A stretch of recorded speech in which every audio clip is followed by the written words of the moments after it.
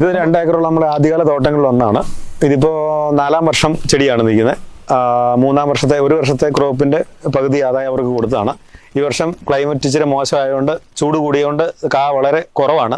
Flower ആയി വരുന്നേ ഉള്ളൂ. അതേ ഉടമസ്ഥന്റെ സ്ഥലമാണ് ഈ ബാക്കിയുള്ളത്. അതെ, പുള്ളി ആദ്യം 2 ഏക്കർ തന്നു, പിന്നെ അത് കഴിഞ്ഞൊരു 3 ഏക്കറും കൂടെ നമുക്ക് വെക്കാനായിട്ട് തന്നു. ഈ വർഷം വരുമാനം കിട്ടി തുടങ്ങിയപ്പോൾ സന്തോഷത്തിലായി. അതെ.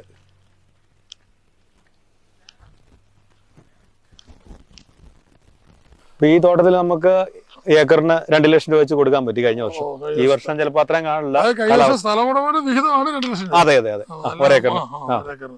First year. അതെ, സെക്കൻഡ് ഇയറിൽ ഈ വർഷം ക്ലൈമറ്റ് ചെറിയ പ്രശ്നമുണ്ട്. ചൂട് കാരണം ക്രോപ്പ് ഇച്ചിരി കുറയുന്നത്. ക്രോപ്പിന്റെ സാധ്യത ഉണ്ട്. മറ്റേതൊരു ക്രോപ്പിനെ അപേക്ഷിച്ച് നല്ല സാധ്യത.